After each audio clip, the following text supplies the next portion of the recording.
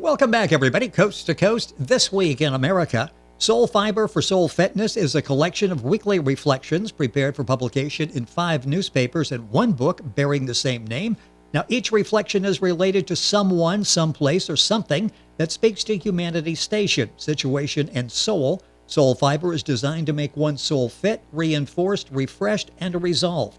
The author is Reverend Dr. Pamelajune P.J. Anderson, Doctor of Ministry, an ordained minister in the United Church of Christ. She holds dual partnership standing with the Christian Church, Disciples of Christ. She is a decorated and honorably discharged Lieutenant Commander, U.S. Navy Chaplain Corps. She's provided ministry and pastoral leadership to civilians, service members, and military families throughout the United States and abroad. She has numerous civilian awards, accomplishments, and acknowledgments, including a lifetime member of the National Association of the Advancement of Colored People and a lifetime member of the American Legion.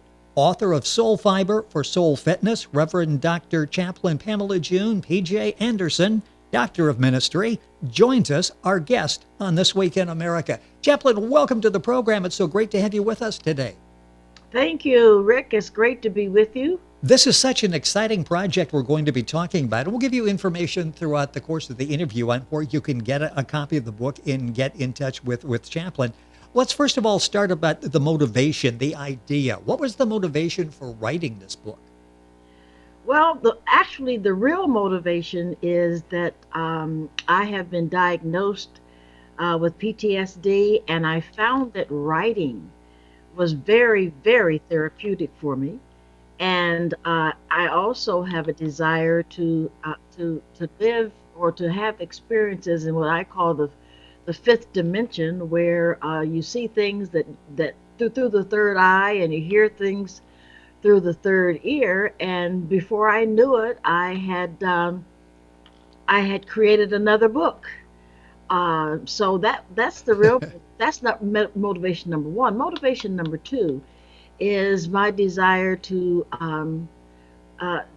be a vessel through which we can decrease the number of deaths by suicide among my fellow veterans. And so the best way I knew how to start that was to look within and recreate, or maybe not recreate, but remember my diagnosis and how I too was at a point in my life where I wanted to take my own life. And after getting an understanding of what that is, I said, well, the best way to do this is to look into the soul of what I call death by suicide, what it means, and how I could reach the veterans with life, Yes. with the desire to live. That's such a problem. And I'm off the top of my head, I'm thinking the daily statistics, suicide by veterans is around 21. It's an alarming number each day. It is, very much so. And even though that is a national number, one is one too many. Yes. And particularly among the transgender service members. But I've got good news, which is something I'll be writing about. And that is that we are, in the state of Michigan, we are working with the Veterans Administration to put forth an opportunity for transgender veterans who have been dishonorably discharged to have that removed from their record. Fantastic news. That is good news. So we're bringing you good news on the program today from our guest on the program, Chaplain P.J. Wisdom Anderson, Doctor of Ministry, Pamelajune, with us on the program today. I mentioned the newspapers that are carrying the columns. How many newspapers publish the articles in your book? So far, there are 5. We have the Michigan Chronicle, which is just outside of Detroit. We have the Michigan News, which is here in Lansing, the Michigan Bulletin, that is here in Lansing, the Call Post, which covers 3 cities. Cleveland is the headquarters. Then the paper also goes out to Columbus and Cincinnati. And then we have the Akron Reporter in Akron, Ohio, which goes out to Canton and Youngstown. That is fantastic, spreading the word. And the book we're talking about is Soul Fiber for Soul Fitness, The author is Pamelajune P.J. Anderson, Doctor of Ministry. The book available at the usual places. Direct link by going to our website, thisweekinamerica.us. The website I will give you throughout the program, which is the letter U, deservelifesbest.com. I'll give you that at the end of the program. I'm curious about the kind of feedback that you're receiving from the various communities that read your book and articles. So much valuable information, life-saving, life-altering information there. What kind of feedback do you receive from your work? Well, it actually depends on the community. For an example, if I'm with a community of veterans, it is incredible feedback in terms of showing gratitude that there is a developing resource, and it's not the only developing resource. I don't know if I have time to tell you about it. The Vet to TLGBQ Vet Solution Network. If I'm meeting with that group, it is not only affecting having a positive effect on the veterans, but also on the churches that adopts the Vet to TLGBQ Vet network. And what that also includes providing the resource, soul fitness for soul fiber for soul fitness. I apologize. I'm having a little sinus trouble also. Uh, uh, Provides them with information like I shared with you Oh, earlier. yes. I am kind of the clearinghouse between the Veterans Administration and the veterans in our pews, is what we're calling that program. Perfect. And so the feedback is incredible. Of course, with gratitude is the first thing. The second thing is giving the veterans in particular and the larger community in general an introduction to journaling and how that can be very, very helpful in working through, in writing through, in thinking through, and going back and reflecting on what they have written in their journal, which is really at the end of every article. So those have been the three primary feedback from the veterans, because that's the major population that I work with, is to give them another way to address their PTSD, not only by reading the book, but by using the place at the end of the book of each chapter, the journal, and then by having conversation about what they've written and about what they've Right. read. And that's what we do in our workshops. For an example, we take a chapter of their choice, and they all do the writing, and then we talk about what they've written. And 9 times out of 10, they come out feeling pretty good, much better than when we started. That's amazing success, and you have such credibility. This is not some academic who's speaking to them in abstract terms. You've actually been where they are, and you can lead them through this. It's so exciting what you're doing. I know when you started this project, when you're working on the project with the workshops, the book, the columns, all of that, there's probably a goal in mind, an end game, something that you would like to see happen. What is the end game, the goal that you have for your work, specifically in Soul Fiber for Soul Fitness? The end goal, or the end game, or the long range goal is to reduce and hopefully someday eliminate deaths by suicide among our veterans. And I think the second goal, if I can say this, would be to address the veterans in our pews and getting the local ministers involved in having a word for our veterans, because the only time we are mentioned is the over Memorial Day weekend and on Veterans Day, right? Yes. Yep. Well, I think it would be a healthy option for our ministers to have access to their veterans, and no fault of their own. Unless you are a veteran, of course you would not necessarily be sensitive to the needs of the veterans in your pews. So taking this to the local church is also the end game, and ultimately we are working toward having a national holiday on the fourth Sunday in February, as soon as we can work that through the system, and we're calling that Vet to TLGBQ Vet Appreciation Sunday. So that gives us another day in which the ministers would be speaking from the perspective of encouraging the veterans to live, to encourage the veterans to seek help if they really need it, because that's a very hard thing to get a veteran to do, and which is to seek help. Yes. Because I want to be as kind as I can toward the Veterans Administration, but my experience has been when I have gone to the hospital for whatever reason in response to my PTSD, they want to write another prescription. Well, that's not what we need. Exactly. Yes. We need someone that will take time to talk with us, to take time to understand us.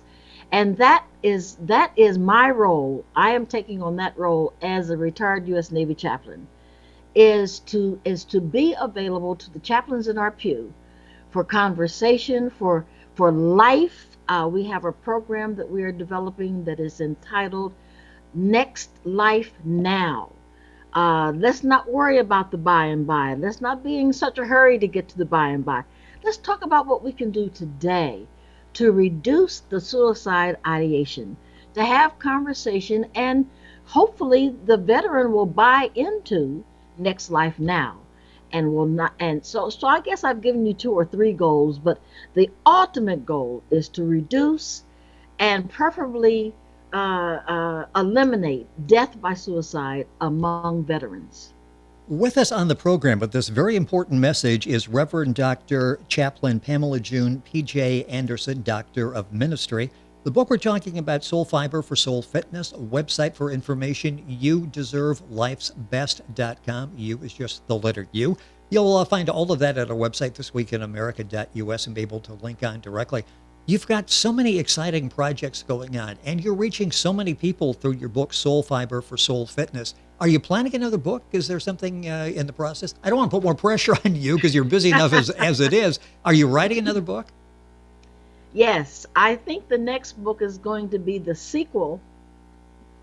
In the year 2000, I wrote a book titled, Can the Lord Be My Shepherd If I Am Gay? And the next book is going to be the sequel to that. And the name of that book is simply Yes. Yes, with an exclamation point. Yes. The Lord Yes. can be your shepherd, whatever. The Lord is willing to be your shepherd if you're atheist. You're the one. I mean, we are the ones that's got the doorknob on the soul. If you understand what I'm saying. Exactly. So the answer is yes. All we have to do is turn the doorknob and let whoever your divine reference is in. Because without acknowledging something that is in all of us, which is kind of our motivator, which is kind of the spirit which gives us sight and helps us to move our limbs and gives us life, you've got to acknowledge that is within you, and that which is within you is willing to be your companion. Let's use that word. Yes. For people who are not into the Holy Spirit, whom I call wisdom, to be your companion through life's challenges. And so that's why we decided to name the book simply Yes, because we need more yeses in our life. Does God love me? Well, hell yes, God. Oops, I didn't mean to cuss. But anyway, yes, God loves you. Yes. But you have to be convinced of that, and we're doing everything that we can through the writing of this book, including personal disclosure, so that people can relate to the idea that, I think there's something to this yes. I'm reading this story, I'm reading these revelations, I'm reading the experiences the chaplain is relating to in this book. And yes, if she has found peace within, being gender nonconforming herself, then I can find peace within being gender nonconforming myself. And especially if you are a gender nonconforming veteran, because the hostility toward veterans, the hostility toward active duty transgender veterans is, well, and number one, it's appalling, but it does also create a weight that is difficult to get beyond without words of encouragement, without resources that directly address me, the gender nonconforming veteran, or you, the gender nonconforming veteran. So that's the next book. I'm wrestling with how to start it, whether I should make an outline or not, which is not really the way I usually write. Yes. But I think that it might be important to do that so that I cover all of the areas that I'm interested in covering, which of course is primarily you can live now. Yes. With that passion that you have, I could see you sitting down at the typewriter and all of a sudden you got a book there. I mean, you've got so many thoughts and expressing yourself so well and getting this message out there. We've got just a couple of minutes left in the program. Time is going by so no, quickly. Really? I told you it would go by quickly, and I'm a man of my word. It did go by quickly. Is there a targeted community for this book?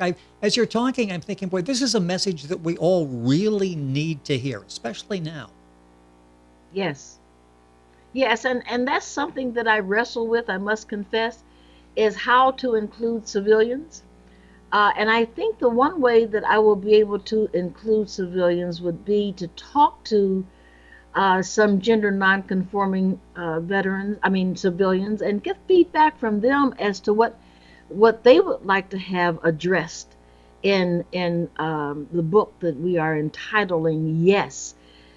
Because sometimes I too am not as sensitive to civilians as I probably could be, because I am just so focused on veterans. Yes. So I think in response to the question that you just asked, that the best thing for me to do is to ask civilians, how do you wrestle with being gender nonconforming? And if you are homophobic, well, let's talk. Where do you think that homophobia comes from? Is this something that is, because I have found that 9 times out of 10, a person that's just so doggedly against the gay and lesbian and transgender and bisexual community are so, because that is something within them that they are wrestling with, that is very difficult for them to come out and talk about, because, I don't know, I may be put out of the church, I may be put out of my home, my spouse may divorce me, my family may, there are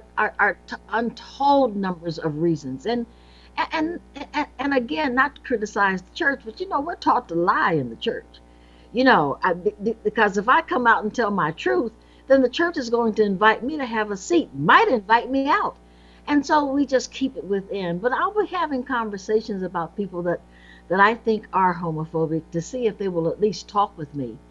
And we can even make that a part of the book, is that people talking about their journey out of the closet, their journey out of homophobia, so that they too can live. Because there are all kinds of deaths. There's, death of the spirit, death of hope, death of love, death of faith.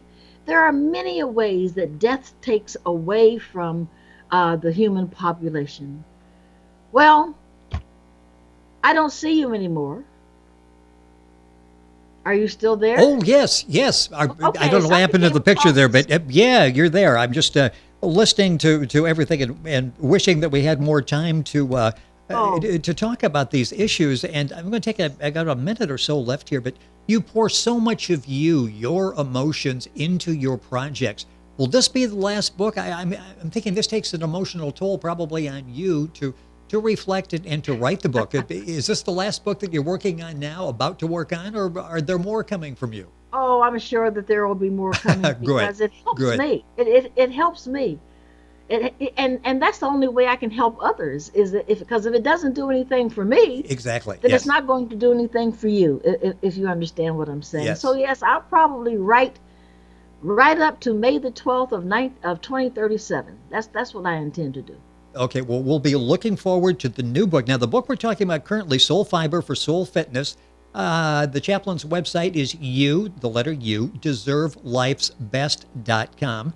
And you can go to our website, by the way, thisweekinamerica.us, and link on directly to the chaplain's website.